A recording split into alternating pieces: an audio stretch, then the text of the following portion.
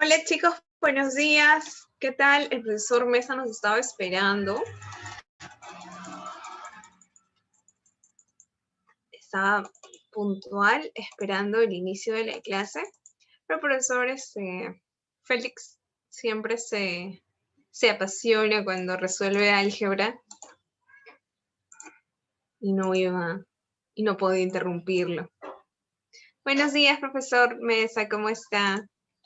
Buenos días, Catecita, ¿cómo están chicos? ¿Qué tal? Buenos días con todos. Bien, profesor. Entonces, ya damos inicio. Van a estar sumándose de uno en uno porque acaba de terminar la clase de álgebra, pero ya podemos ir Ya iniciando. está bien, no hay problema. Bien, bueno,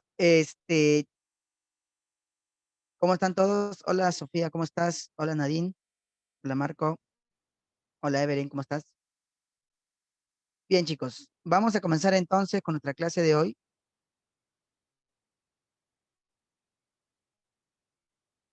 Un momento, ya.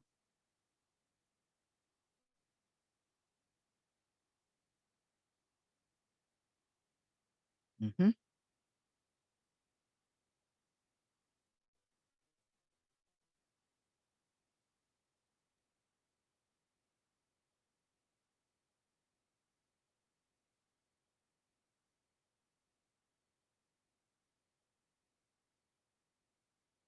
Hola, ¿qué tal, Tina? ¿Cómo estás? Bien chicos. A ver, entonces vamos a comenzar estamos ya llegando al final de los temas. Estamos ya llegando al final de los temas. Esta vez estamos en el tema de inducción electromagnética, ¿ya?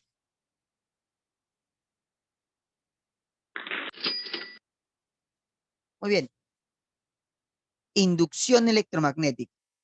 A ver, chicos, ustedes recordarán que la semana pasada hemos estudiado el electromagnetismo. Entonces, en ese capítulo, electromagnetismo, pues se estudia básicamente cómo se produce un campo magnético cuando por un conductor pasa corriente eléctrica.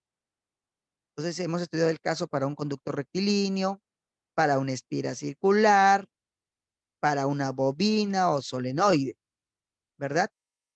¿Cómo es que se genera corriente eléctrica? Pues, ¿cómo es que se genera un campo magnético al pasar corriente eléctrica sobre un conductor?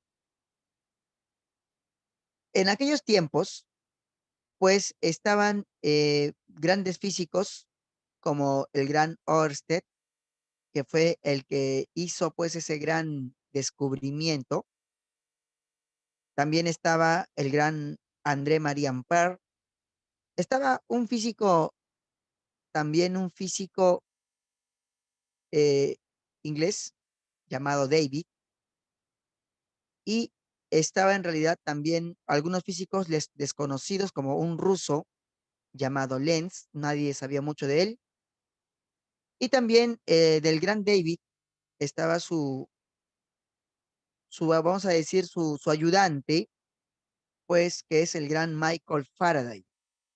Faraday tiene una historia algo curiosa cuando a veces uno, este, bueno, como estoy en las redes en varios grupos de física, y hay muchos jóvenes que tienen pues bastante pasión por la física, muchos de ellos, un gran grupo son, defienden a Newton, otros a Einstein, ¿no? Los clásicos, pero también hay un grupo que son Tesla Lover, ¿no? Porque así les llaman, ¿no? Chicos que defienden a muerte a Nikola Tesla por la energía libre, etcétera. Pero hay otro grupo que son Faraday Lover, o sea, son chicos que defienden realmente son fanáticos del gran Michael Faraday. Michael Faraday, como te comenté una vez, en realidad este personaje nunca ingresó a la universidad, o sea, ni siquiera acabó el colegio. Él desde los 14 años, pues, era simplemente un autodidacta, trabajaba, pues, empastando libros y por las noches los terminaba leyendo. Así que él él pues básicamente tuvo esa pasión por la ciencia cuando comenzó a estudiar esos textos. Y el físico reconocido de ese entonces, un físico popular, ¿no? Vamos a llamar como un Michio Kaku. ¿Quién acá no conoce a Michio Kaku? Yo me imagino que todos ustedes pues han escuchado hablar de Michio Kaku, ¿no? O si no han escuchado hablar, al menos lo han visto en un documental, un chinito así, ¿no? Que con su cabellito blanco y está haciendo etcétera. Entonces, es un físico popular, pues, ¿no? Entonces, obviamente, este, pues igual era el gran David. David era también un físico popular y este hombre, ¿no? Lo que hizo fue buscarlo, buscó al gran David y hizo una escritura de todos los experimentos que había observado de él y se los regaló. David quedó conmovido y lo contrató para que limpie el laboratorio, pero poco a poco Faraday comenzó pues a tener algo de protagonismo. Entonces, Faraday es una de las personas que acá queda como protagonista en el tema de inducción electromagnética. ¿Por qué? Porque se ha descubierto que se puede generar campos magnéticos con corriente eléctrica. La pregunta es, ¿y se podrá generar corriente eléctrica con campos magnéticos? Porque si eso es cierto, entonces generas una gran revolución, porque quiere decir que ya no necesitas de la pila o de la batería para poder generar corriente, sino que lo puedes hacer simplemente con campos magnéticos. Y sabemos que el imán nunca se va a gastar, el imán sigue siendo imán. Entonces uno se imagina, ¿no? Si yo tengo un imán, podría generar una corriente que nunca termine. Pero primero, vamos por partes. ¿Se podrá generar corriente con un imán? Esa es la pregunta. De eso trata la inducción electromagnética. De eso trata la inducción electromagnética. Entonces, para poder responder esto, la inducción electromagnética, si a mí me preguntan por ahí, ¿no? Oye, ¿qué es la inducción electromagnética? Me preguntan, a ver, tú que eres un chico de mega, ¿no? Un mega chico, a ver, tú que eres un mega chico, ¿qué es la inducción electromagnética? Pues diremos, es aquel fenómeno físico, porque es un fenómeno, porque estás induciendo algo, que consiste en generar corriente eléctrica por causas magnéticas. Así de simple, ¿ya? Normalmente para que tú puedas hacer que tu juguete, de repente para que puedas hacer de repente que tu carrito a control remoto pueda funcionar, tienes que comprar una pila. Entonces, antes solamente esa era la fuente de la energía eléctrica, era la pila o la batería. No existía la corriente así como ahora la conocemos, ¿no? Estas corrientes producidas por campos magnéticos. Acá recién nace esa idea de la inducción electromagnética. Entonces, para poder entender esto, realmente hay que entender primero lo que es un flujo magnético. Te comento que el experimento que hizo Ørsted fue más o menos en 1820.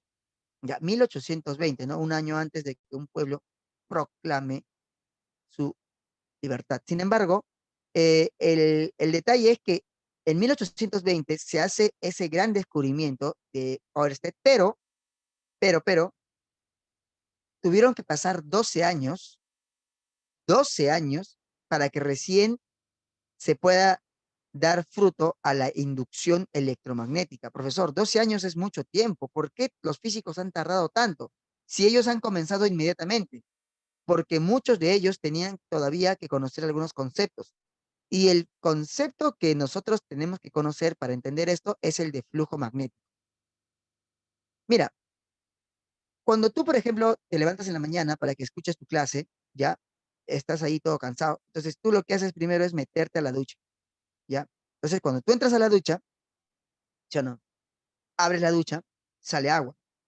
Ese es un flujo, ¿ya? Es un flujo de agua. Ahora, si tú te fijas en la ducha tiene unos huequitos por donde sale el agua, ¿verdad? Entonces, si tú quieres aumentar ese flujo, pues tienes una de las opciones, es abrir todo el caño. Si tú abres todo el caño, o sea, al tope, entonces el flujo del agua será intenso. Habrá un flujazo. ¿Se entiende? Eso quiere decir que el flujo depende de la intensidad del agua, ¿correcto? Pero ahora, ¿qué pasaría si un día tú entras a tu ducha y te fijas y tu ducha La han cambiado, o sea, ya no es la ducha normal que tú tienes, sino le han puesto una ducha así chiquititita. Ya no tiene todos los agujeritos que tenía antes, sino ahora tiene solamente dos agujeros. Tiene dos agujeros. Y tú abres tu ducha. Al abrir tu ducha, ahí también hay un flujo, pero ese flujo es solamente por dos agujeritos. Entonces, obviamente, no va a ser cómodo bañarte con una duchita porque tenga dos huequitos nada más, ¿no? O sea, obviamente es incómodo. Entonces, entonces, quiere decir que ahí el flujo ha disminuido. ¿Y por qué ha disminuido? Porque ha disminuido la cantidad de líneas que están pasando a través de él. En resumen, ¿de qué depende ese flujo? Depende de la intensidad del agua al abrir todo el caño y depende del tamaño de la ducha. El flujo magnético es algo similar. Este flujo magnético depende de la intensidad de un imán. Cuanto más potente es el imán, es como que abras todo el caño de la ducha. Cuanto más potente es el imán, existe más flujo.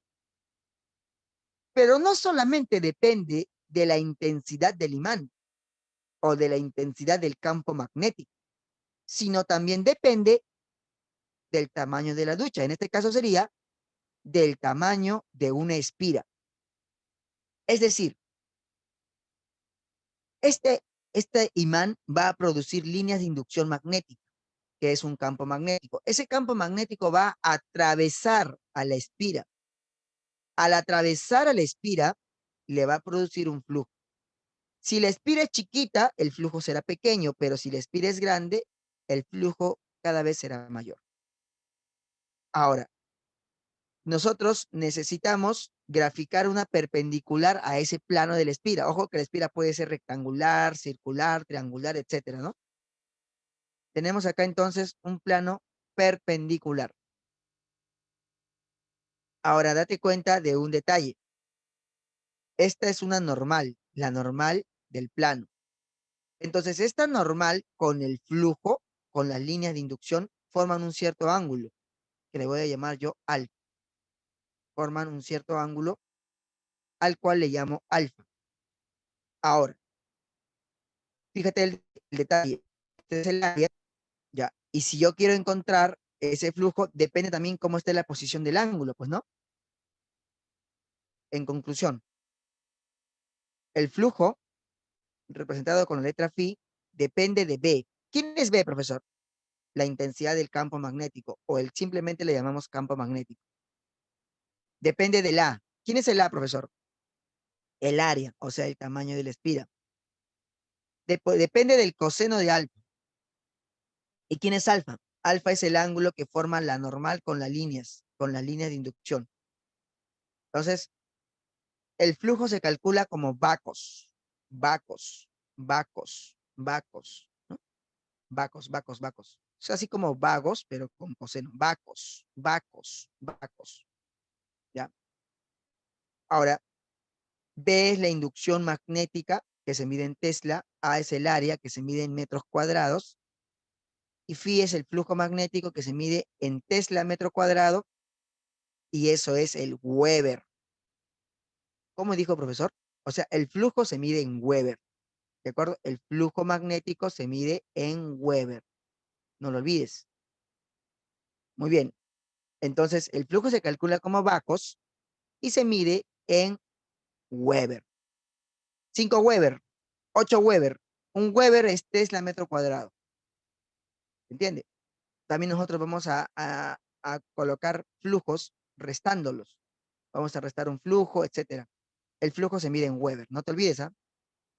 WB es el Weber, la unidad del flujo. Profesor, pero ¿por qué le pone W mayúscula al símbolo? Al símbolo porque es en honor a un físico. Es el profesor de Albert Einstein, el profesor Weber. Sí, es un apellido por si acaso, no te asustes, ¿ya? Ahora, vamos a analizar en qué casos podríamos encontrarnos en los problemas respecto al flujo. El primero que hemos visto ha sido el caso general, ¿no? El famoso Bacos. Pero tranquilamente podemos encontrarnos con este caso, que es creo que el más popular. cuando tiene la espira y cuando las líneas atraviesan la espira en forma perpendicular. Si las líneas atraviesan el espira en forma perpendicular, es que las líneas estarían yendo en dirección de la normal. Si te has dado cuenta ahí, el alfa no vale 90. Profesor, claro que sí vale 90. Mira, ahí está, vale 90. No, es que ese no es el alfa. ¿Te acuerdas que el alfa es el ángulo que forman las líneas con la normal? Entonces acá el alfa, ¿cuánto vale? A ver, ¿quién me dice? No vale 90. ¿Cuánto vale el alfa? El alfa era el ángulo entre las líneas de inducción y la normal. Entonces el alfa vale 0. Claro que sí, muy bien. Vale 0. Entonces, si tú aplicas tu vagos, escúchame, entonces acá sería el campo por el área por el coseno de 0. Y el coseno de 0 es 1. Por lo tanto, tu flujo se calcula como va. Ese va a ser el que más vamos a usar.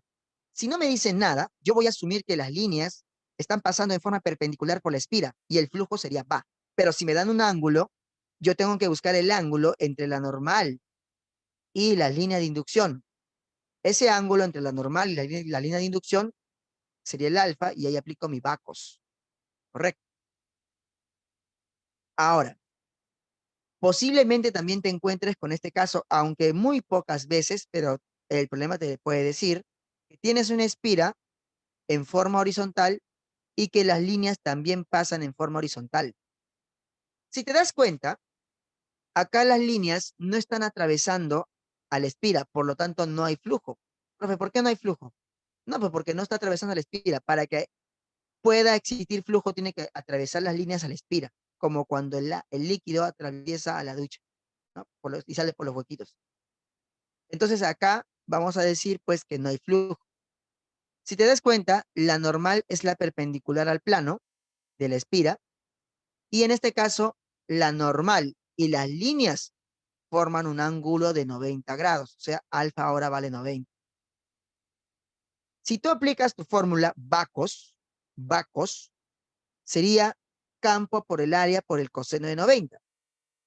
Pero resulta que el coseno de 90, nosotros sabemos, ya por cosito, que sale ¿qué? Sale 0.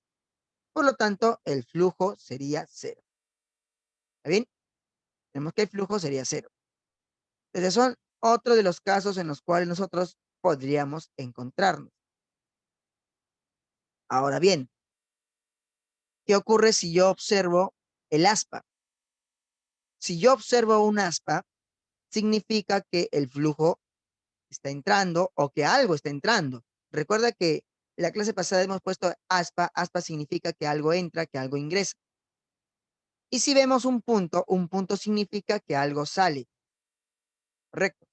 Bien, hasta acá, chicos, ¿tienen alguna pregunta con respecto al flujo? ¿Alguna duda? Pueden hacerlo con confianza, por favor. Hemos hablado acerca del flujo.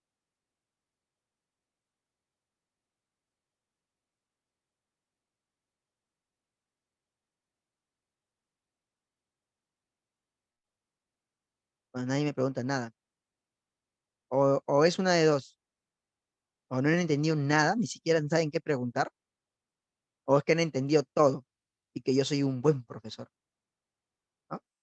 Lo cual yo creo que es la segunda. Mm, más o menos.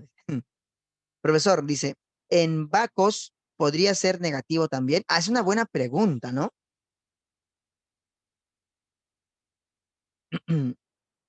Ujú. El, más menos que más. A ver, ¿el flujo puede ser negativo? Es una buena pregunta. El flujo sí puede ser negativo, pero ¿sabes qué? El problema te lo tiene que decir. Tú no vas a, de repente, si te dan un dato, no vas a decir, ¿sabes qué? Este flujo puede ser negativo, ¿no? No, porque no es lo normal. Pero si el problema te lo dice, sí puede ser negativo. O sea, ¿cómo es eso, profesor? Si el problema te dice, por decir, ¿no? Ya, el problema te dice, de repente, se tiene una espira, mira, acá voy a graficarlo, ¿ya? Te dice, ¿no? Se tiene una espira, entonces tienes acá una espira, ahí. No se puede graficar bien. Bueno, a ver, algo inclinado. Ya no se puede. Ya, mira. Entonces, vamos a colocar acá. Si tienes así de esta manera, ya, una espira, ahí está. Acá tienes una espira, ya, y te dicen que la línea, eh, te dice, ¿no? Se tiene una espira y las líneas de inducción forman un ángulo de repente de 127 con la normal. Ah, entonces tú automáticamente dices, espera, espera, espera, espera. Estas líneas forman un ángulo de 127 con la normal. O sea, quiere decir que las líneas están entrando y que la normal, obviamente, en este caso va hacia arriba. Ya, o sea, pero obviamente esto es porque el problema te lo está diciendo. Entonces, si tú te das cuenta, acá esta línea estaría formando un ángulo de 127 con la normal, lo cual implicaría que si es 127, esta parte de acá es 90, esta parte de acá tendría que ser pues 37, ¿ya? Eso sería, ¿no? Porque si la línea va de esta manera y forma un ángulo de 127 con la normal, entonces tendrías que trabajar con todo este ángulo. ¿Y el coseno de 127 cuánto es? ¿Mm? Coseno de 127. ¿Mm? ¿Cuánto sería? Bueno, te va a salir menos 3/5, ¿no? Entonces, cuando tú reemplaces, te va a salir obviamente un flujo negativo. Yo estoy tratando de hacer memoria ya ahorita, y la verdad es que nunca he visto que en San Marcos haya venido un flujo negativo. Ya, al menos ahorita no me acuerdo. Estoy tratando así de recordar. No. Ya. Pero hay problemas que es donde sí te han mencionado, ¿no? Te mencionan que el flujo es negativo, etcétera. Pero no en el examen de admisión de San Marcos. No. Pero la pregunta es, ¿profesor, puede ser negativo? Sí puede ser negativo. O sea, puede ser. Es un escalar que puede ser negativo. No es lo normal, pero puede ser. ¿Ya? Bueno, ahora bien,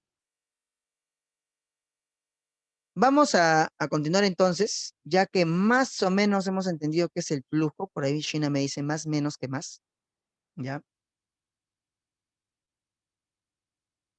Ajá. Profe, y si pasara por dos planos, pues hay dos flujos. No hay problema.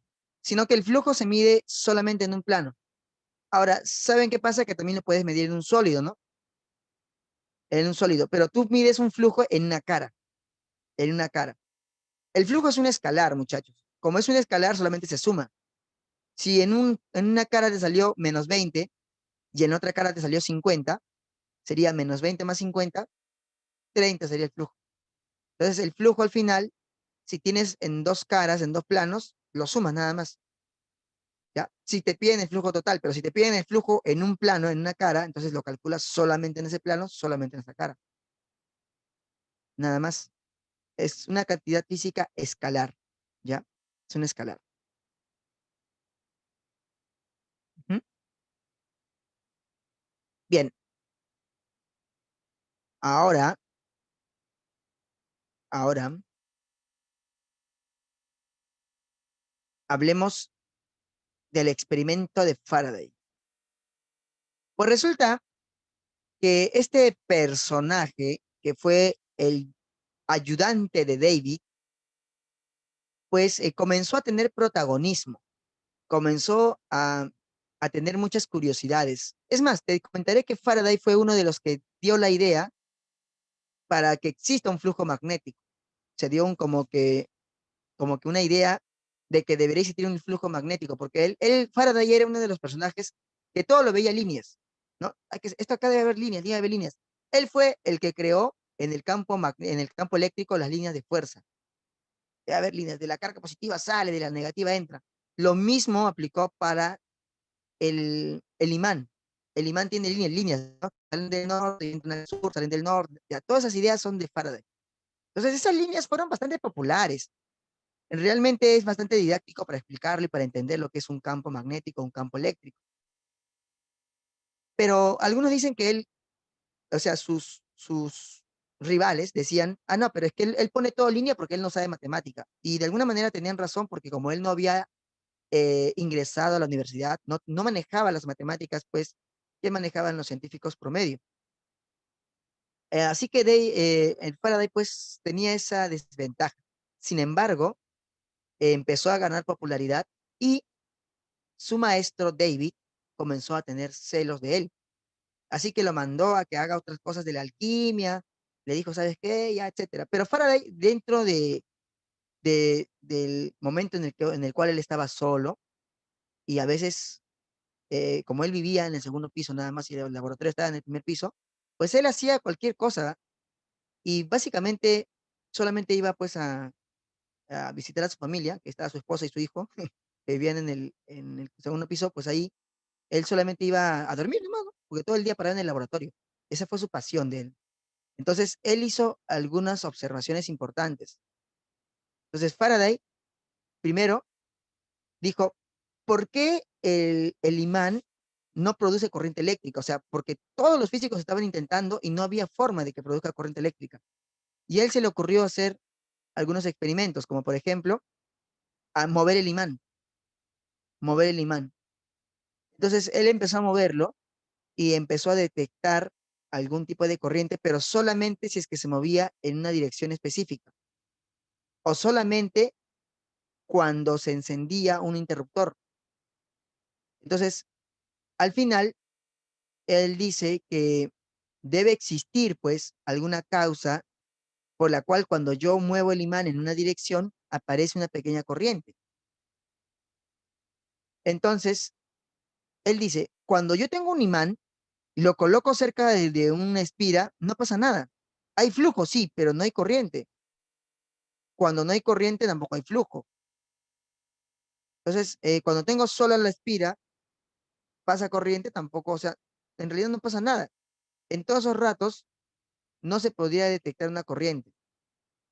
Era realmente tedioso y complicado todo esto, porque a nadie se le ocurría cómo generar esa corriente. Así que Faraday comenzó a mover el imán. Y mira, y a pesar de que comenzó a moverlo, pero cómo, o sea, realmente cómo se le ocurrió, no sé, no sabemos, pues, ¿no? Está en su mente, ¿no? O sea, ¿por qué él quiso moverlo? No sé, pero comenzó a moverlo de esa manera y tampoco pasaba nada. O sea, definitivamente no había forma de que se produzca esa corriente eléctrica. Hasta que lo movió de una manera particular. ¿Cómo?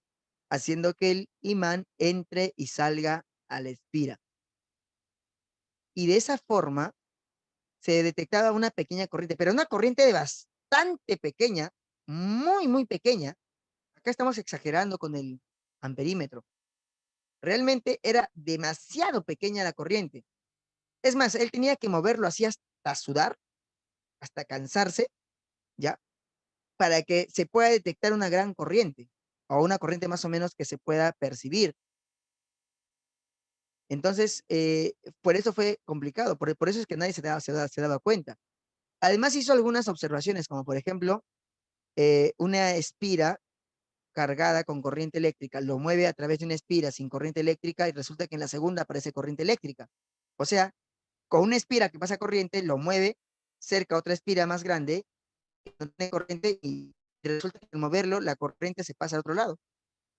Entonces, hizo bastantes observaciones él y al final, pues, se dio cuenta de algo interesante.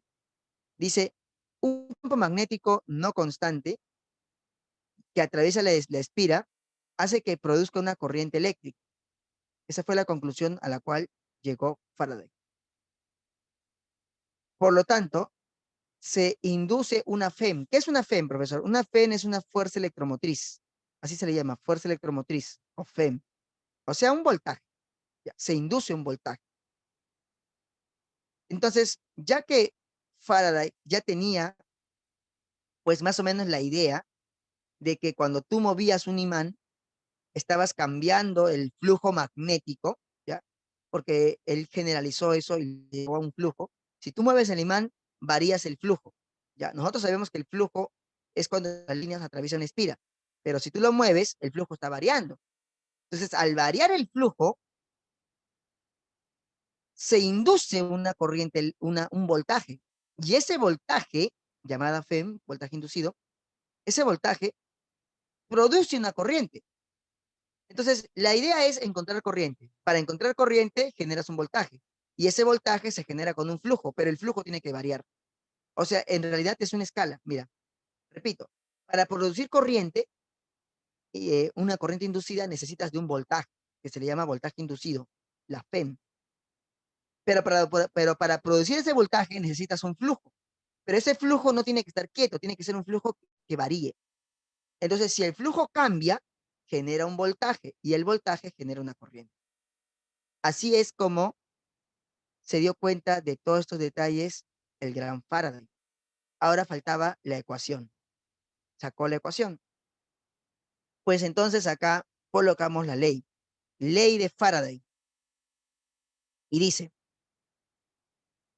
así. O sea, en resumen de todo lo que hemos hablado, ¿no? Dice, la variación del flujo magnético genera un voltaje inducido, que al mismo tiempo genera una corriente inducida.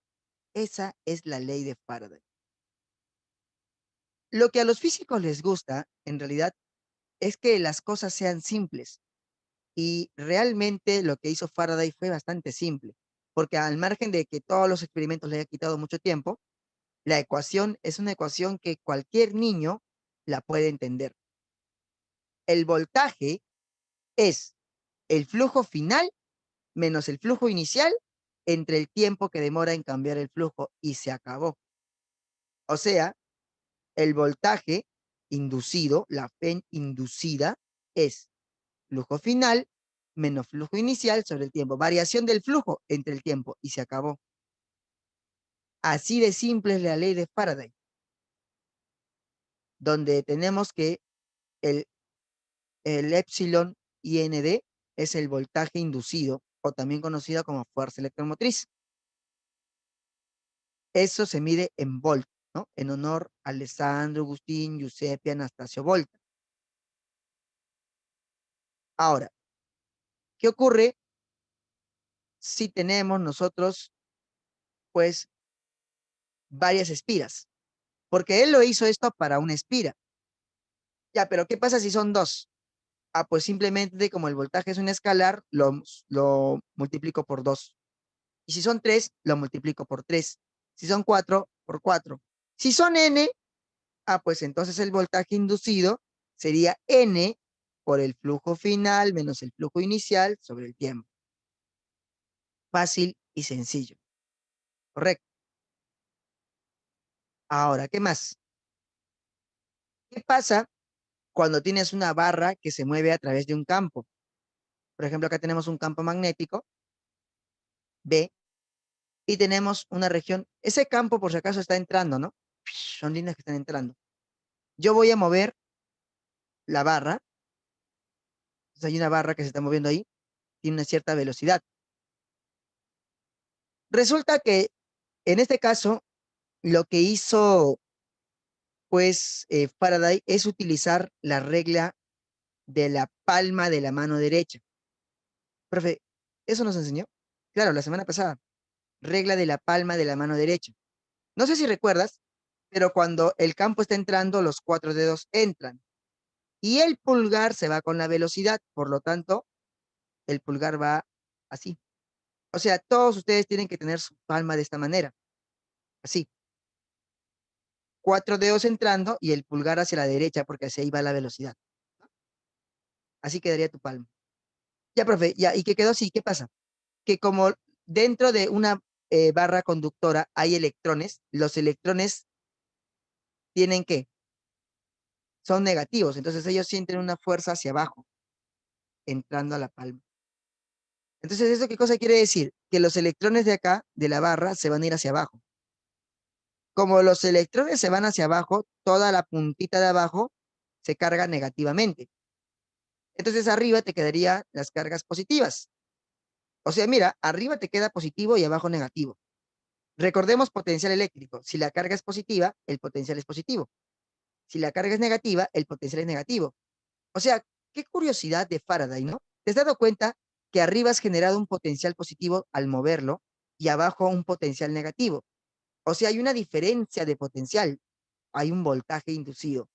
Faraday demuestra que ese voltaje inducido depende de la longitud de la barra y se calcula de la siguiente manera. El voltaje inducido es el producto del campo por la rapidez, que es la rapidez con la cual se mueve la barra, por la longitud, ¿ya? Algunos chicos le ponen memotecnias a esta fórmula porque como no la usan mucho o como de repente no es muy popular, le utilizan memotecnia, otros simplemente se olvidan y obviamente ese es triste, pero el voltaje inducido es el campo por el valor de la velocidad por la longitud. Ya, a ver, ¿cómo sería la memotecnia? Bueno, algunos chicos se lo graban como Bébela, ¿ya? Pero eso no coincide con cómo se escribe. Sí, más que nada es para la pronunciación. Ujú, ¿de acuerdo? Ah, mira, por ahí me dicen, profesor, yo me lo grabo así, Bolsa de Valores de Lima. Bueno, en realidad yo creo que yo me olvidaría, pero si a ti se te hace más fácil de repente recordar esa memotecnia que me están diciendo por interno, Bolsa de Valores de Lima, pues normal, ¿ya? Ah, por ahí me dicen otra, la vecina está buena. Dice. ¿Oye qué? Ya bueno, ya son memotecnias, ¿no? Ya, en otro orden. Ya, muy bien. Esas memotecnias. Muy bien, bacán, chicos, bacán.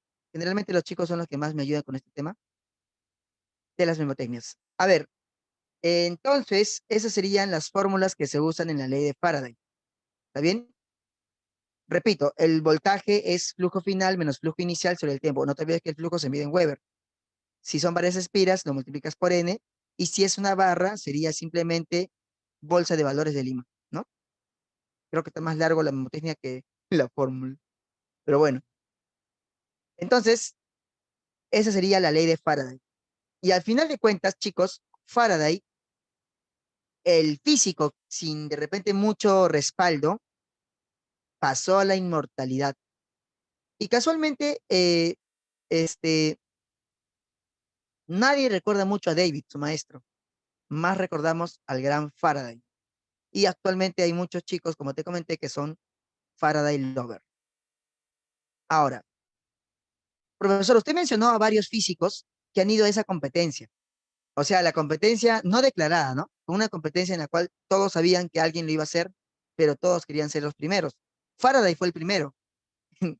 Y fue el primero, y bueno, y después de él, pues ya nadie más podía ser. Simplemente fue Faraday. Sin embargo, ese no fue el pensamiento de Lenz. Lenz era otro físico de Rusia, algo desconocido, ¿ya? Nadie había escuchado mucho hablar de él. Lenz, ¿quién será Lenz, no? No sé qué será. Entonces, este personaje, pues, también escuchó que Faraday llegó a la respuesta. La mayoría de los físicos dijo lo siguiente, Faraday llegó a la respuesta, qué pena, o bueno, qué alegría. Pero bueno, entonces mi trabajo lo dejo acá, ya fue ya. Ya no continuaron con su trabajo porque como Faraday ya lo había hecho, entonces ya para qué, ya no había, ya no iba a haber créditos, ¿no? Entonces, Lenz no pensó así, Lenz continuó con su trabajo y al continuar con su trabajo, lo terminó y también lo publicó. Todos le dijeron, oye, qué palta, ¿cómo vas a publicar si ya todo el mundo sabe, ¿no? No es novedad para nadie. Sin embargo, revisando el trabajo de Lenz, nos dimos cuenta que el trabajo de Lenz es más completo que el de Faraday. Porque Faraday te dice cómo generar un voltaje. Y obviamente con el voltaje tú produces una corriente. Lenz te dice cómo generar el voltaje y la corriente y en qué sentido va la corriente. Entonces, el físico también desconocido Lenz, bueno, en ese entonces desconocido, obviamente da una propuesta interesante y llega a esa respuesta. Actualmente en las universidades estudian esta ley como la ley de Faraday-Lenz, porque te explican la corriente y a la vez el sentido. Pues nosotros lo estudiamos de esta manera, como lo ponen en el prospecto de San Marcos, ¿no? Una cosa es la ley de Faraday y la otra es la ley de Lenz. La ley de Lenz la vamos a utilizar para encontrar el sentido de la corriente. Recuerdo las palabras de Lenz. Lenz me dijo lo siguiente. Toda corriente inducida se opone a los efectos magnéticos que la produce. Profesor, qué bacán lo que dijo Lenz, ¿no? Sí, qué bacán. Pero ¿qué cosa quiere decir? Allá, ese es el detalle, ¿no? Toda corriente eléctrica o toda corriente inducida, perdón, se opone a los efectos magnéticos que la produce. Quiere decir que esta ley está basada en la conservación de la energía. Si la corriente, de repente, si el flujo está aumentando más de lo que debería aumentar, tendrá que aparecer un flujo inducido, un flujo que lo va a compensar, que lo va a disminuir. Y si el flujo está disminuyendo, tendrán que compensar eso por la conservación y aparecerá un flujo que le ayuda. Profe, con dibujito, por favor. Ya mira. Tú sabes que para que exista corriente eléctrica tiene que existir un flujo que cambie, que varíe. Pregunta, si el flujo es constante, ¿hay corriente eléctrica? No. Faraday ya nos dijo que no. Para que exista corriente eléctrica, tiene que variar el flujo. O sea, no tiene que haber flujo nada más, sino que tiene que variar. Pero variar, ¿qué cosa es? Cambiar. Y si el flujo va a cambiar, tiene dos posibilidades. Que el flujo aumente o que el flujo disminuya. Entonces, vamos a suponer el caso que el flujo va a aumentar, ¿ya? Supongamos que el flujo aumenta. Entonces, colocamos acá una espira y ahí tenemos un flujo que está aumentando, ¿ya? Está aumentando. Ahora, la pregunta para los pequeños es, ¿hacia dónde aumenta? Hacia arriba. Quiere decir que tú has colocado de repente un imán abajo y hay líneas hacia arriba, ¿no? Estas líneas están aumentando. Cada vez aumenta más. Eso se puede entender como que el imán se está, ¿qué? Se está acercando. Ya, si el imán se está acercando, entonces el flujo lógicamente está aumentando, porque la intensidad del campo está aumentando. Entonces, lo que dijo Lenz es, la energía no puede crecer acá en la espira sin dejar de conservarse. Por lo tanto, tiene que aparecer un flujo en contra que trate de frenar ese incremento. Y a eso se le llama flujo inducido. Si el flujo aumenta hacia arriba, ese famoso incremento irá hacia abajo. Si el flujo aumenta hacia la derecha, ese incremento irá hacia la izquierda. Si el flujo aumenta de repente, no sé, hacia la izquierda, el incremento irá hacia la derecha. En otras palabras, el flujo inducido va a ir en contra del flujo que está aumentando. Ya, y ahora algo más. Tu pulgar va a ir con el flujo inducido. En este caso, el flujo inducido, ¿hacia dónde está? ¿Hacia arriba, hacia abajo? Hacia abajo. ¿Qué haces con tus 4 dedos? Lo giras. Al girarlo, has encontrado el sentido de la corriente. Repito, si el flujo aumenta hacia arriba, tu pulgar va hacia abajo. Tus 4 dedos giran y ese giro te da el sentido de la corriente. En este caso, mi pulgar va hacia abajo porque el flujo inducido está hacia abajo. Y giro mis 4 dedos y al girar mis 4 dedos, la corriente va de esa forma. Ese sería el sentido de la corriente. Profesor, entonces el pulgar siempre va a ir en sentido contrario al incremento del flujo. Claro, ya. Por ejemplo, a ti te pueden decir, ¿no? Oye, el flujo está aumentando de repente hacia abajo. Si el flujo está aumentando hacia abajo, tu pulgar ¿hacia dónde le pones? Hacia arriba. Y luego giras nomás tus 4 dedos. Y te da el sentido de la corriente. Así de simple, ¿eh? Así de fácil. ¿Ya? Entonces, mira, vamos a decir lo siguiente. La otra posibilidad es que el flujo, ¿qué? Que el flujo disminuya. Si el flujo disminuye, ¿ya? Si el flujo disminuye, aparecerá un flujo inducido, pero esta vez a favor. Esta vez a favor. O sea, quiere decir que, por ejemplo, el flujo externo está disminuyendo hacia arriba, ¿ya? Pero está disminuyendo.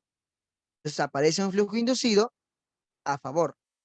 Este flujo iría a favor, o sea, hacia arriba, ¿sí o no? Hacia arriba. Y tu pulgar también tiene que ir hacia arriba. En otras palabras, cuando el flujo disminuye, el pulgar va a favor de ese flujo. Giramos los 4 dedos y me da el sentido de la corriente. Esa es la ley de Lenz.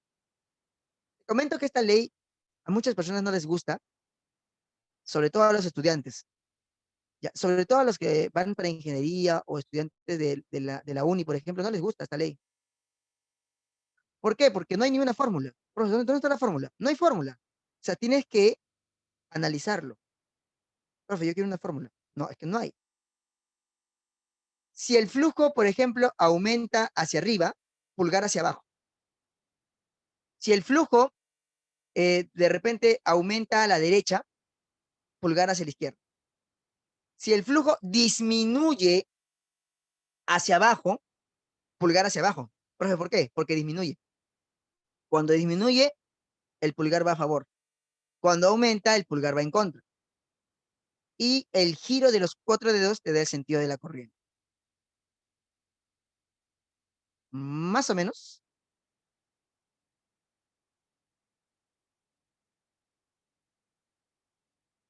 Bueno, mejor ya no pregunto, ya creo.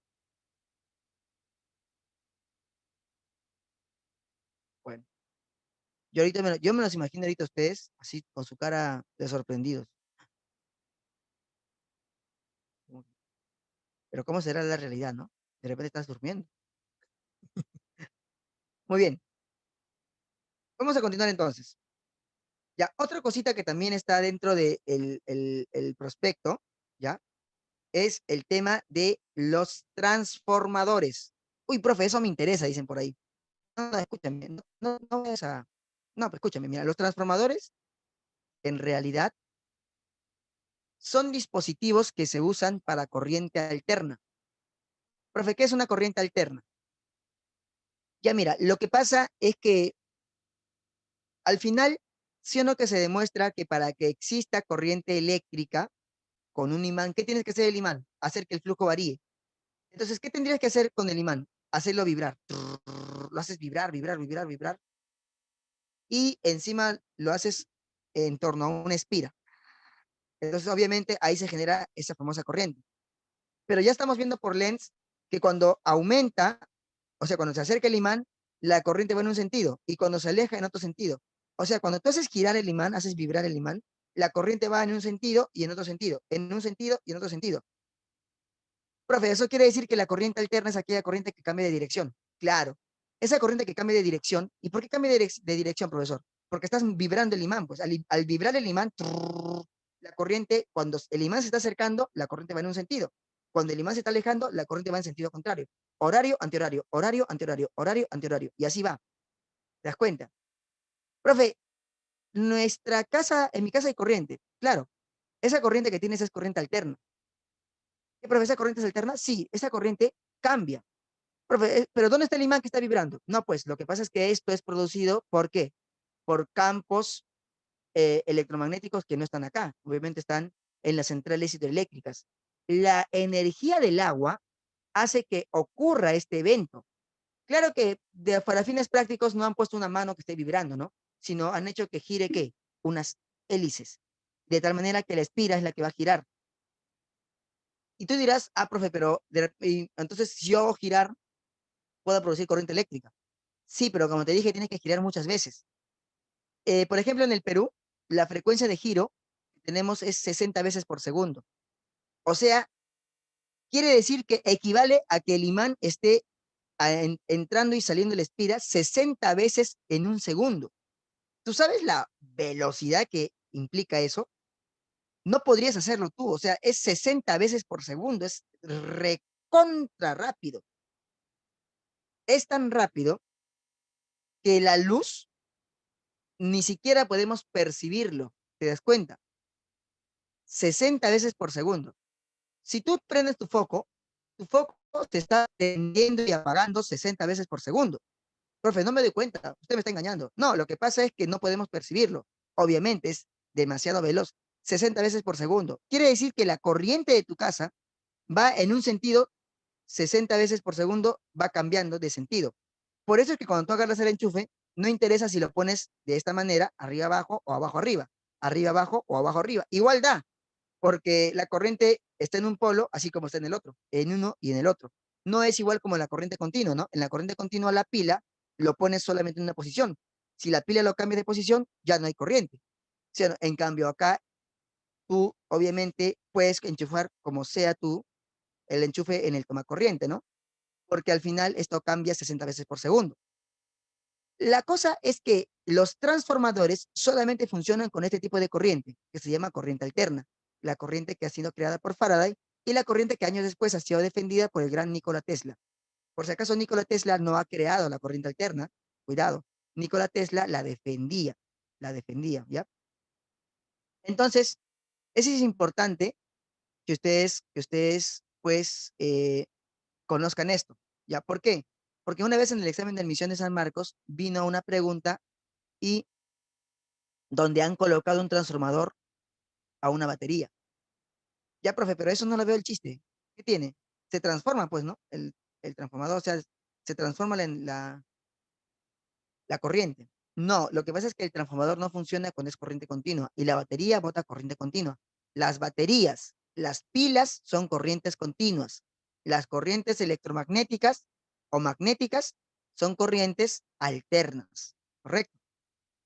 Entonces, el transformador, profe, ¿qué hace? Transforma. ¿Pero cómo lo transforma? O sea, ¿qué hace? Lo que pasa es que la corriente de tu casa, por decir, eh, la tenemos que regular. Por ejemplo, ¿tú sabías que la laptop de la cual ahora estás escuchando la clase funciona a cuánto? Funciona a 110 o a 220. Por lo general, las laptops que tenemos pues funcionan a 110, ¿sí o no? Entonces, si funciona a 110, el de tu casa bota un voltaje de ¿cuánto? De 220. ¿Sí o no? Que estarías loco tú para colocar a tu laptop el enchufe de tu televisor, lo adoptas, así lo acomodas y lo pones a tu laptop, ¿no? Ay, se me ha logrado, voy a poner el enchufe de mi televisor nomás. Lo pone directo, tu laptop va a reventar, pues, ¿no? O se va a supercalentar y luego se va a malograr. ¿Por qué? Porque tu laptop tiene un cargador especial, ¿sí o no? Ese cargador, así es un bloque cuadrado que tiene ahí, ese cuadrado es un transformador. Lo que está haciendo ese transformador es transformar justamente ese voltaje. De lo que está en tu casa de 220, lo está poniendo ¿a cuánto? A 110 para que pueda funcionar tu laptop. ¿Está bien? Lo mismo ocurre con este cuadradito que está acá, ¿no? No sé si están viendo, bueno, los que me están viendo, este cuadradito que está acá es el cuadradito, pues, lo que se coloca al cargador del celular. O sea, quiere decir que acá hay un transformador. Sin esto, sin esto, obviamente, pues no podría que, no podrías cargar tu celular. O sea, sí lo puedes cargar. Pues, hay algunos que ponen cualquier cargador, ¿no? Con tal que le entre. Ah, sí le entra, bacán. Pero te has dado cuenta que cuando cambias de cargador, sí o no, que como que el celular comienza a calentarse y comienza a tener pérdidas, etcétera, porque está funcionando ¿con qué? Con otro, con otro transformador. O sea, tiene que ser el transformador específico, ¿verdad? El detalle es el siguiente. Como ya conocemos qué es un transformador, ahora vamos a ver cómo está formado. Un transformador está hecho por un núcleo de hierro y en el cual se le ha colocado espiras, se le ha envuelto espiras. El transformador, chicos, tiene dos entradas. Bueno, una entrada y una salida, ¿ya? A la entrada se le llama bobina primaria y a la salida se le llama la bobina secundaria, ¿ya? ¿Qué es el primario y qué es el secundario, profesor? Primario suena como que a primero, ¿no? Claro, lo que pasa es que la parte primaria es la parte que se va a ¿qué? Que se va a conectar. Por ejemplo, si yo quiero de repente que mi laptop funcione a 110, entonces, ¿qué voy a hacer? Voy a agarrar el transformador, ¿ya? Y lo voy a conectar esto al tomacorriente de mi casa. ¿Y cuánto va a salir? 220. Correcto, 220 volts. Pero yo no quiero que mi laptop funcione con esto. Yo quiero que funcione con 110. Entonces, en el secundario es de donde va a salir 110. Ah, ya, profe. O sea, hay dos bobinas, ¿no? Una primaria y una secundaria. La primaria es el que se conecta a la fuente y la secundaria es el que se va a utilizar, ya sea para tu laptop, para tu celular, etcétera. ¿Se entiende? Ya, espero que más o menos estén captando la idea. Ahora, escúchame bien. Yo voy a darle vueltas en la primera bobina. ¿Cuántas vueltas? Las que yo quiera. Le voy a dar vueltas. ¿Ya? Y también le voy a dar vueltas en la segunda espira. Entonces, acá viene el truco. Acá viene el truco. El transformador puede ser de dos tipos. ¿Ya? Hay transformadores que te van a subir el voltaje, así como hay transformadores que te van a ¿qué? Que te van a bajar el voltaje. ¿Está bien? Supongamos que tú quieres un transformador que te baje el voltaje. Entonces, tú quieres que el voltaje que está a 220 te lo baje a ¿cuánto? Te lo baje a 110. Eso se llama un transformador reductor. ¿De acuerdo? Si yo quiero que me lo baje a 110, es un transformador reductor. Así se llama. Ya, se llama transformador reductor. Ya, profe, ¿ahí qué tiene que ver con el número de vueltas de las espiras? Tiene que ver mucho, ¿ah? Porque, oh, oh, no sé qué dice. Ya, tiene que ver mucho. ¿Por qué? Porque si, por ejemplo, yo en la primera espira le doy unas 50 vueltas, ya, 50 vueltas, entonces en la segunda tengo que darle 25. Profesor, ¿por qué tiene que 25? Porque yo quiero que el voltaje se reduzca ¿a qué? A la mitad. Ah, ya. O sea, si acá le doy 500 vueltas, acá le tengo que dar ¿cuánto? 250. Ah, ya. ¿Por qué? Porque yo quiero que el voltaje se reduzca ¿qué? A la mitad. En otras palabras, el número de vueltas que le voy a dar va a ser proporcional al voltaje. Correcto. Ahora, sé lo que estás pensando.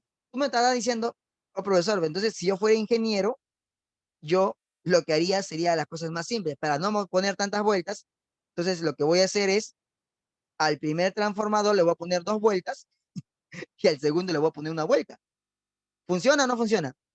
Ya, sí, sí funciona, pero hay un detalle, que cuanto más vueltas, es más precisa la transformación.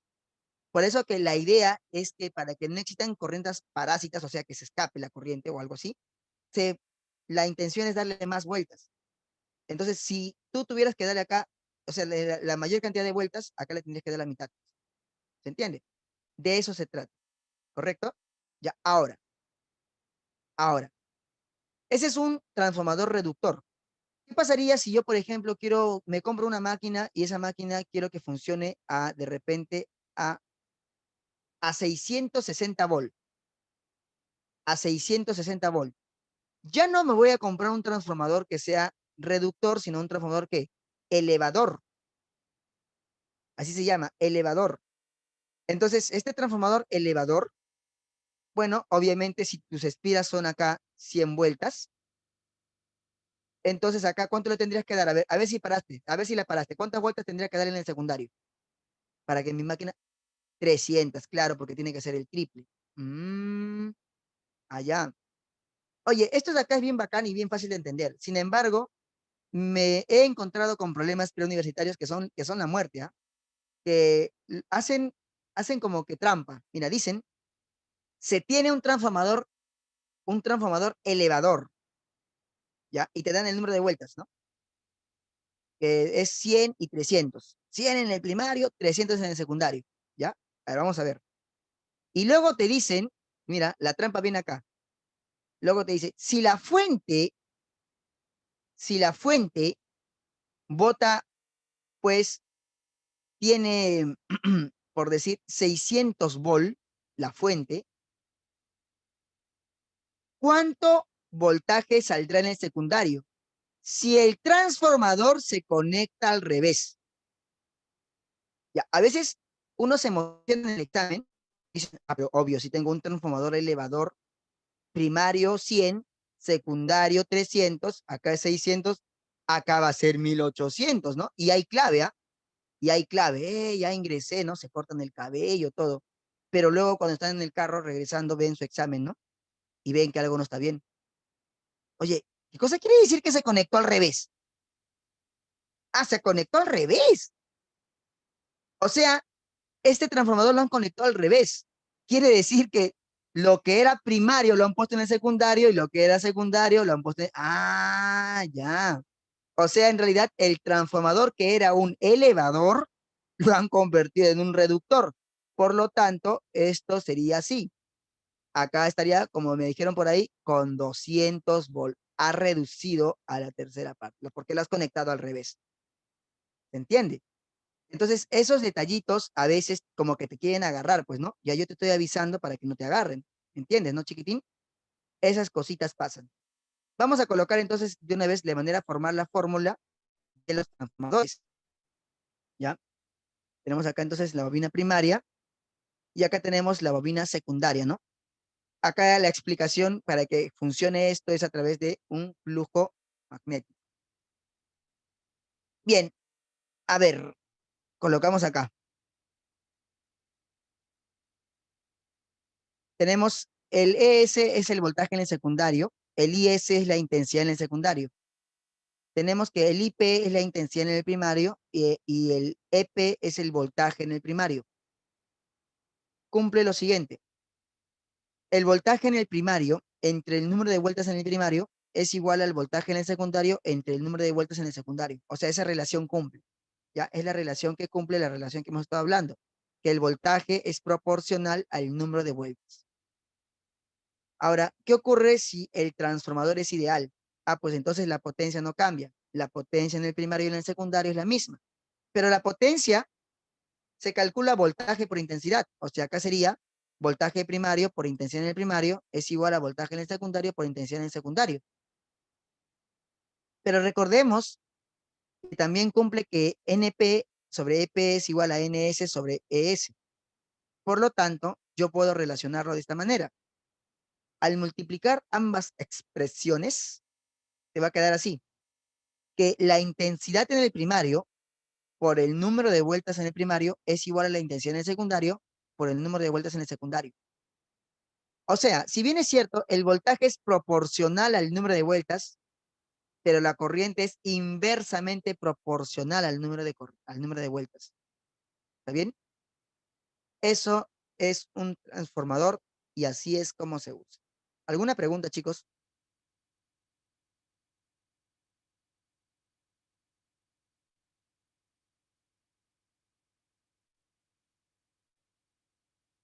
Bueno, espero entonces que todo esté bien. Vamos a resolver problemitas. Vamos a resolver problemitas.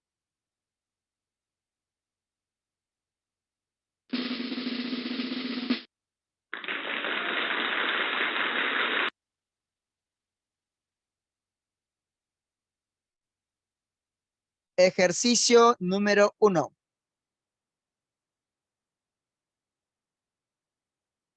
Dice lo siguiente. Ajá, ya tenemos respuesta ya.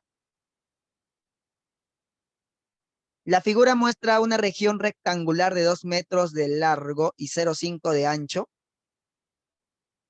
donde existe un campo magnético uniforme cuya magnitud es 4 Tesla. Determine el flujo magnético a través de esta región. Ajá.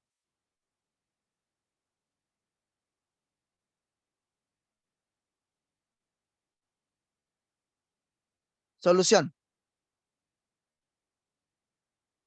Solución. Datos. Tenemos lo siguiente. Primer dato. El área. Si es 2 metros de largo y 0,5 de ancho, el área vale 2 por 1, perdón, 2 por 0,5, 1, ¿no? El área vale 1 metro cuadrado. Segundo dato, el campo. El campo es 4 Tesla. Como estáis observando, la espira es cuadrada. ¿Y qué cosa significa el aspa? El aspa significa que las líneas están entrando. ¿Eso qué cosa quiere decir? Ah, bueno, quiere decir que las líneas van de manera perpendicular, algo así, ¿no? Entonces, como esto fuera la espira, tengo mi agenda de principito, y acá las líneas estarían de esta manera, entrando. Como así, ¿no? Están entrando en forma perpendicular. Como entra en forma perpendicular, entonces, obviamente, el flujo solamente sería ¿qué? Sería va, nada más. Sería el campo por el área. Por lo tanto, sería 4 por 1. Y esto sería 4 Weber. La clave es la C. Creo que todo el mundo lo ha entendido. Creo que todo el mundo lo ha entendido. Ahora pasemos al ejercicio número 2. A ver, número 2. Dice, la figura muestra una espira cuadrada, ya, no le molestes, de lado 2 metros. Si el campo magnético es uniforme de magnitud 1 Tesla, determine el flujo magnético a través de esta región. El flujo magnético a través de esta región. Ajá, por ahí me están dando respuestas. Me dicen 2 Weber, la A, muy bien, la A. A ver, vamos a sacar algunos datos. Datos. El área es 2 por 2 es 4. Profe, esto ya entendí porque es una espira cuadrada. Muy bien, hijo. El campo vale 1 Tesla. Profe, entonces multiplico, pues no, 4 por 1, 4, ya ingresé. No, pero escúchame bien.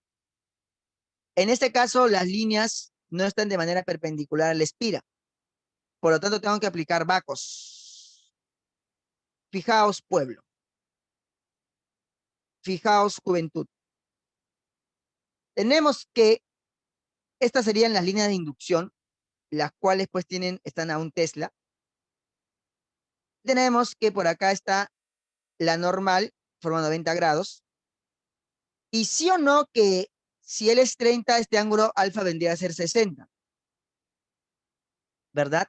Si él es 30, alfa sería 60, ya que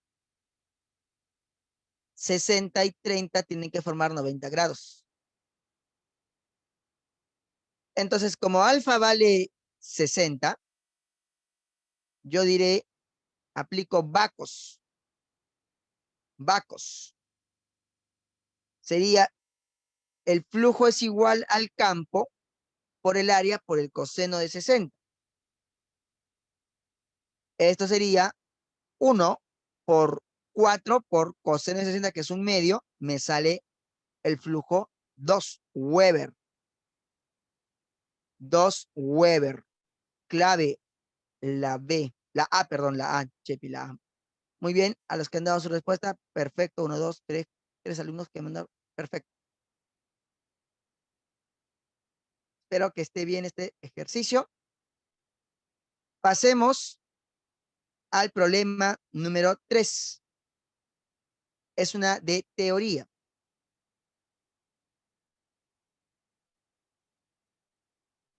Por ahí me dicen chancho, la 3. Chancho también, chancho también.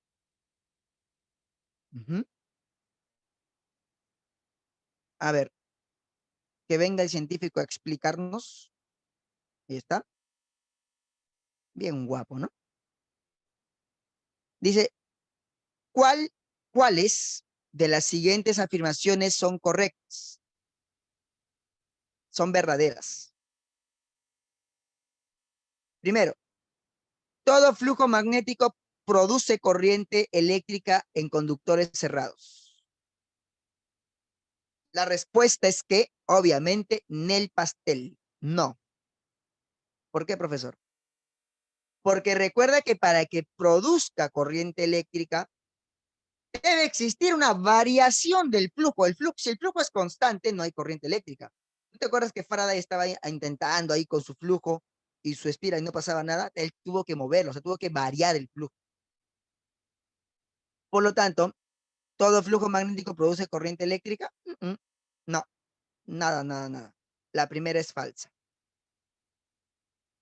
La segunda dice, solo los flujos magnéticos constantes producen corriente eléctrica en conductores cerrados, pero prácticamente es lo mismo de la primera proposición, ¿no?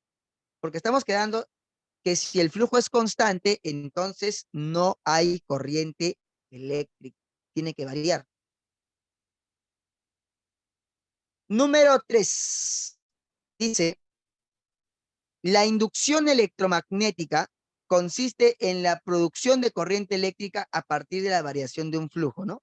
Eso sería correcto, verdadero. Esta ley fue justamente propuesta por el gran Faraday. La clave sería la C. Muy bien. Espero que todo esté bien hasta el momento. Nos vamos a la número 4.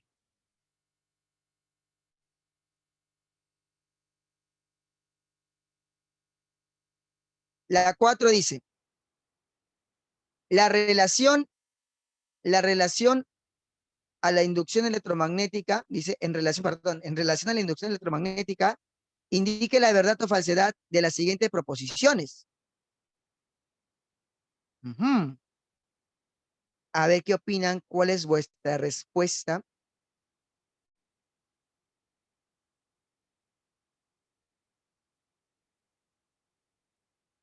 Bueno, tenemos una respuesta por ahí, por interno.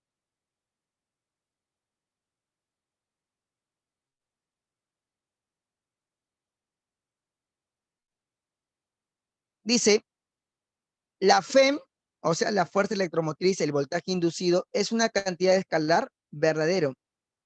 No presenta orientación, o sea, no tiene dirección ni sentido, es un escalar. La FEM expresa la rapidez con que cambia el flujo magnético. Verdadero, ya se deduce de la ley, debe decir, de Faraday. La otra dice, la FEM es igual,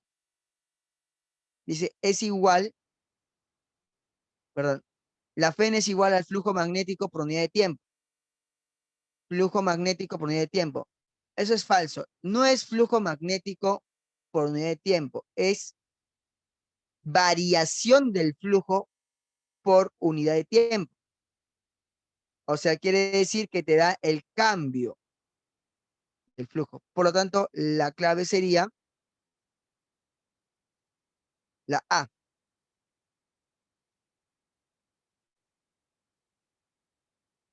Más o menos. Vamos a ver, chicos. A ver. Número 5.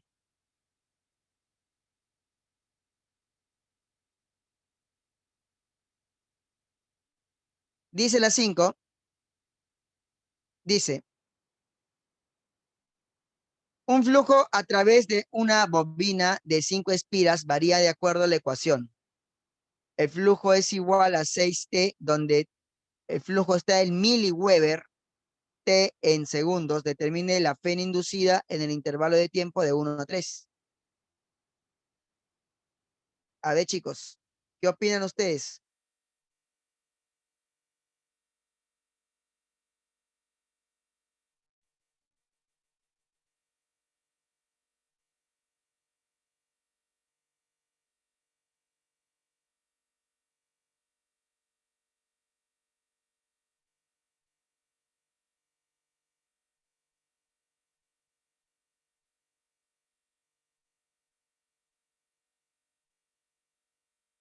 Bien. Solución.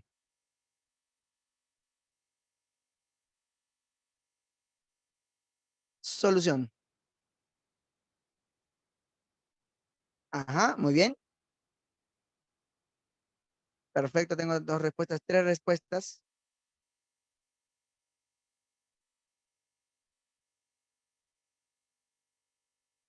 tenemos acá, como el flujo es 6t, voy a encontrar el flujo inicial para el primer tiempo.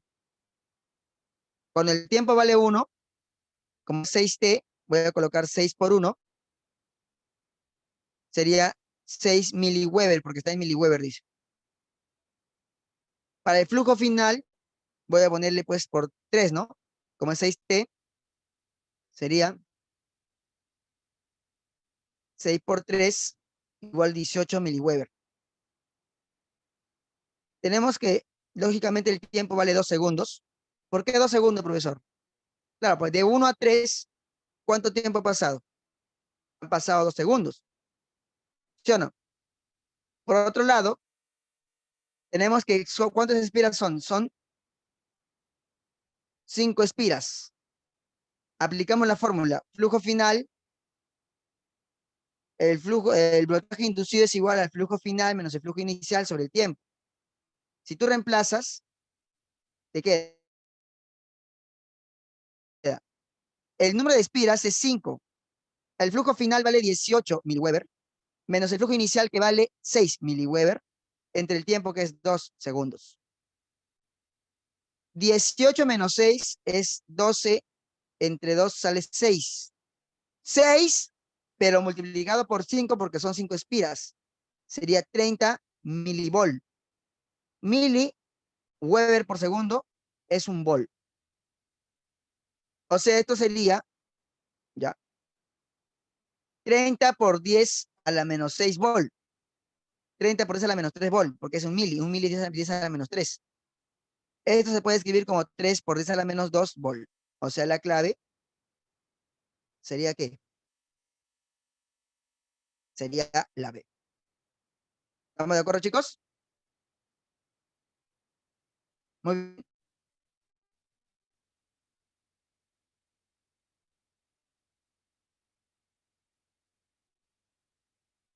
Número 5. Número 6, perdón.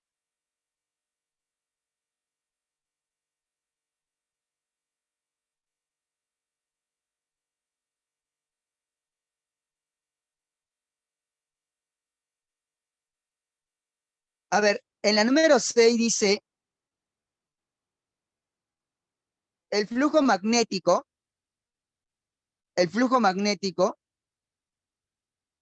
¿ya?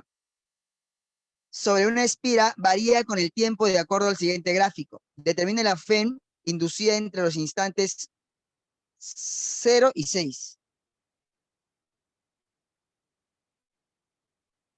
Entre los instantes 0 y 6. Muy bien. Lo primero que vamos a hacer nosotros es sacar los datos. Ya, vamos a sacar los datos.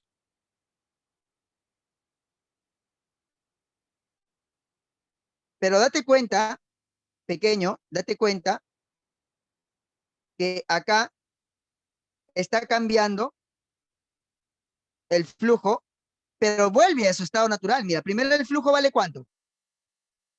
Primero el flujo vale 4, luego aumenta y llega a un valor de 8, y luego otra vez vale 4. ¿Sí o no? Entonces, sacamos los datos. Sacamos los datos. Primero, ¿cuánto es el flujo inicial? El flujo inicial vale 4 Weber. ¿Cuánto es el flujo final? El flujo final también vale 4 Weber. O sea, quiere decir que según otros datos, tendríamos flujo inicial 4, flujo final 4. ¿Cuánto es el intervalo de tiempo? El intervalo de tiempo es de 0 a 6, 6 segundos. ¿Sí o no? 6 segundos. Aplicas tu ecuación. Pero fíjate que al aplicar tu ecuación tú dices, el voltaje inducido es flujo final menos flujo inicial sobre el tiempo. Y ahora el flujo final es igual que el flujo inicial. O sea, sería 4 menos 4. 0. Entre el tiempo que vale 6. Y obviamente esto es 0. Voltaje medio o fe media, 0 volt. Tu clave entonces sería la B.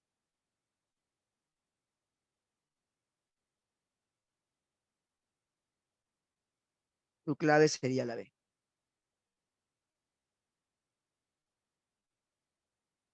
Más o menos, ¿no, chicos? A ver, número 7.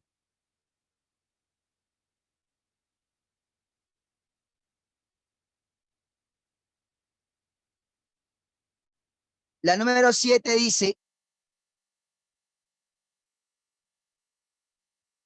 así. El flujo magnético que pasa por una bobina de 200 espiras cambia de 4 por 10 a la menos 2 a 6 por 10 a la menos 2 Weber en 2 segundos. Determine la intensidad de corriente inducida en la bobina si la resistencia eléctrica es de 2 ohm.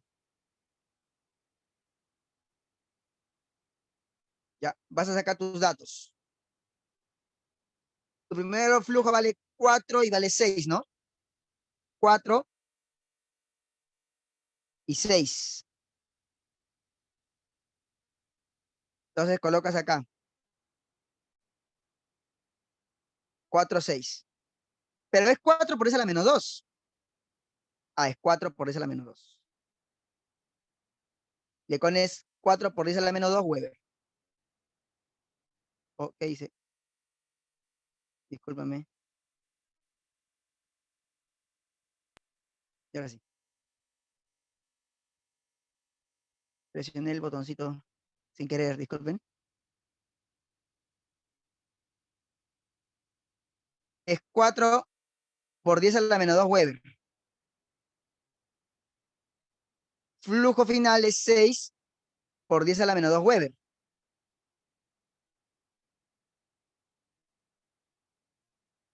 ¿Ya? Luego tenemos el número de qué? Tiempo y número de espiras, ¿no? El tiempo vale 2, número de espiras 200. Tendrías tiempo 2, número de espiras 200. 200 espiras. Correcto.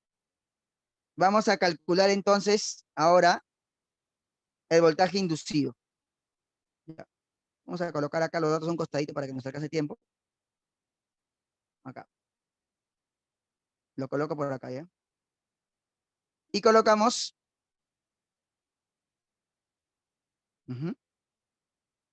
La B me dicen por ahí que sale. Colocamos la formulita. Esto vendría a ser voltaje inducido por la FEM es flujo final menos flujo inicial sobre el tiempo por el número de espiras 200. Al ojo, ¿eh? 200 flujo final es 4 por 10 a la menos 2.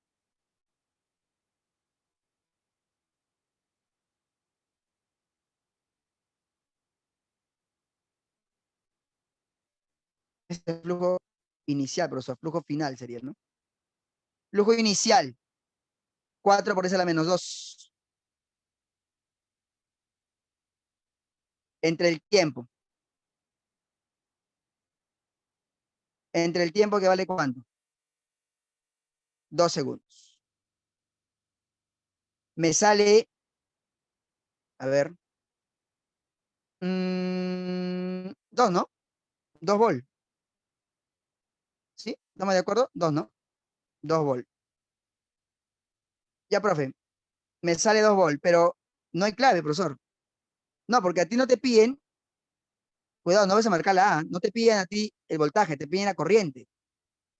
Entonces tú recuerdas que el voltaje también se puede calcular pues como intensidad por resistencia, ¿sí o no? ¿Te acuerdas o no? El voltaje se puede calcular como intensidad por resistencia. Si el voltaje se calcula como intensidad por resistencia, profe, el famoso VIR, sí, pero acá le ponemos EIR, ¿no? Entonces, como yo tengo el voltaje, que vale 2, y tengo también la resistencia, que también vale 2, entonces, lógicamente, la corriente vale 1 ampere. La corriente vale 1 ampere. Entonces, mi respuesta sería la B, ¿no?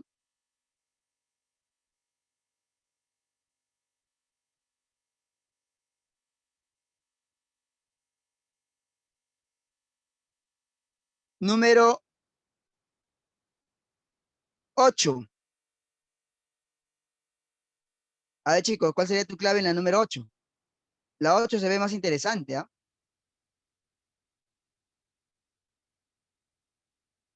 Una espira cuadrada, no le molestes, de 50 centímetros de lado tiene una resistencia de 200 miliohm.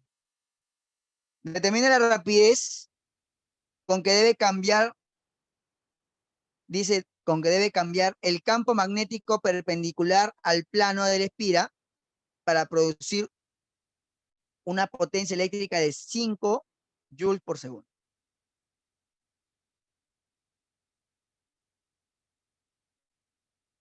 Ah, bueno, ahí, ¿y ahí qué hacemos, ah? ¿Se te ocurre algo? Bueno, primero vamos a intentar de calcular la potencia, pues. ¿Cómo se calcula la potencia?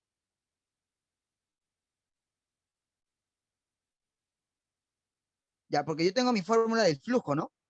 Pero acá están interviniendo la potencia.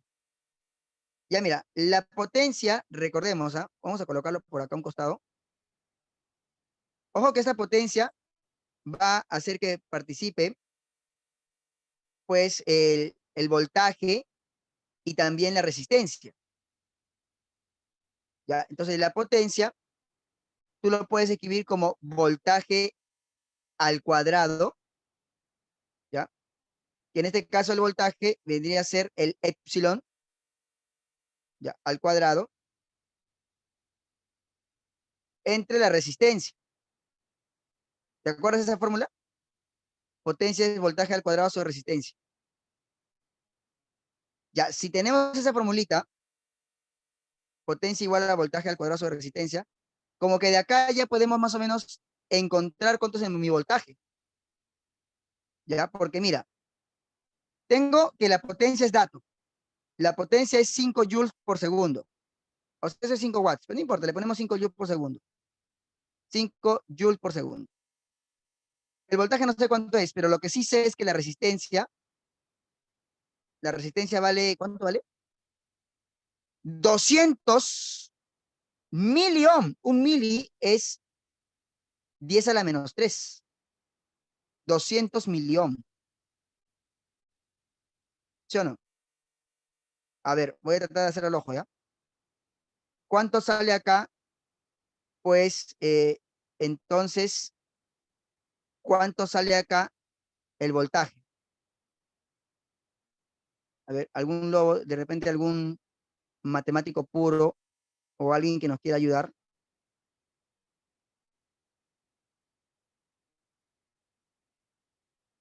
10, acá, sale 1, ¿no? ¿Estamos de acuerdo?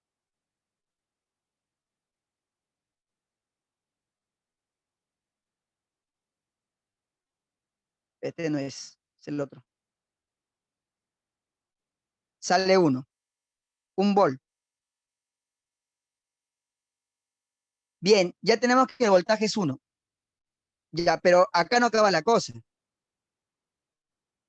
Porque luego tú dices que tu voltaje inducido, o sea, el voltaje inducido es pues número de espiras ya acá por una espira nomás, flujo final menos flujo inicial sobre el tiempo, ¿sí o no? Ya, esto yo lo puedo escribir así, mira. Ya, otra forma de escribir esto es de la siguiente manera.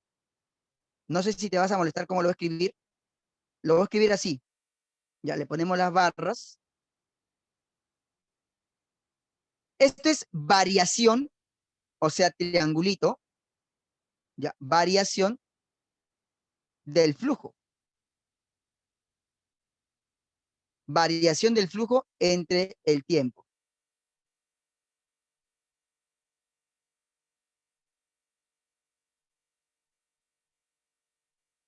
Porque es flujo final menos flujo inicial, es variación.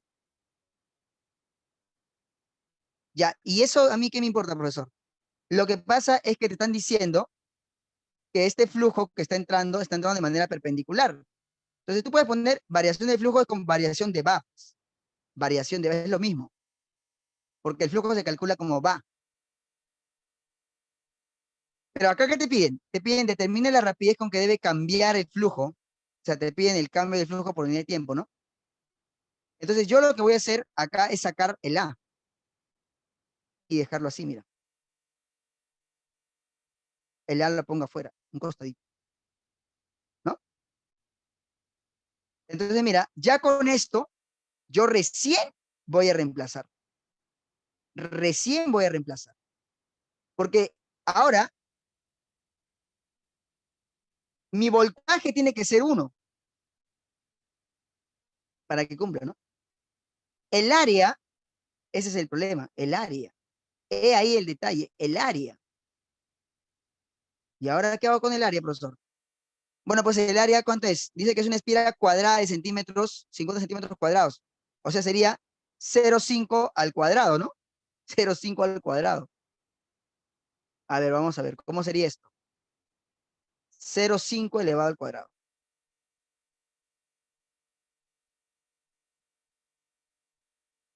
Esto desarrollando vendría a ser ¿cuánto? ¿Ah?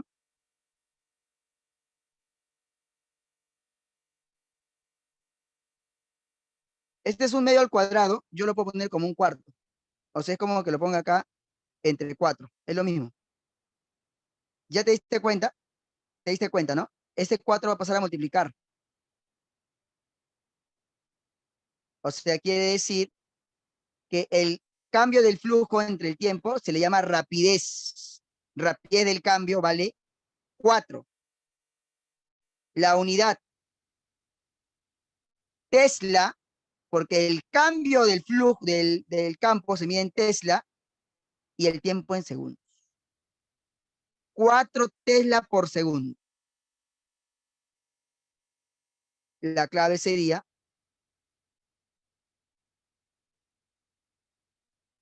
la D. Este problema estaba un poco interesante realmente, porque se trabajó con la potencia y también se utilizó la idea de, hay algunos que de verdad en esta pregunta ni siquiera entienden la pregunta. Profesor, ¿qué me piden? Determina la rapidez con que debe cambiar el campo magnético, dice. Ya, o sea que la variación del campo entre el tiempo, eso te están pidiendo. Rapidez del cambio, variación del campo entre el tiempo, ¿no? Profe, y el dato que me dice perpendicular, ese es para que no utilices el vacos, sino para que utilices el va, para que le pongas va, porque si le ponías vacos no iba a salir, pues, ¿no? Por eso te está diciendo que entre de manera perpendicular, para que sea un va. ¿Te das cuenta?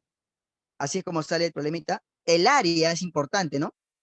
Es lado al cuadrado, 50 centímetros, 0,5, por eso le puse, porque es 0,5 metros al cuadrado, ¿no? Todos esos detalles. ¿De acuerdo? Bueno, chicos, hasta acá nos vamos a quedar. No sé si tienen alguna duda. Por ahí me dicen, profesor, profe, la potencia eléctrica no eran watts. Claro, lo que pasa es que un watt es joules por segundo. ¿Te acuerdas que la potencia es trabajo sobre tiempo? Por eso es joules, trabajo joules, tiempo segundos. Joules por segundo te sale un watts. Es lo mismo. O sea, equivale, ¿no? Joule por segundo, watts, es lo mismo. Es igual el volt. En lugar de voltio puedes poner Weber por segundo. O sea, sale 5 Weber por segundo. Entonces 5 voltios, ¿no? 5 voltios. Lo mismo.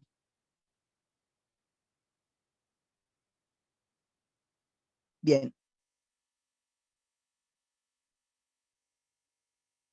Bueno, muchachos, no hay más preguntas, no hay más dudas. Bueno, entonces los dejo con su pequeño receso para que creo que antes tampoco tienen receso, para que después continúen con su clase. ¿Ya, muchachitos? Nos estamos viendo, entonces cualquier consulta me la hacen a través de la Miss Katy. Nos vemos, muchachos, cuídense. Gracias, profesor, que tenga un buen día. Igualmente. Ya, nos vemos a las 12, chicos, tienen 10 minutos para descansar y nos conectamos con el profesor Francisco Mendoza para Historia del Perú.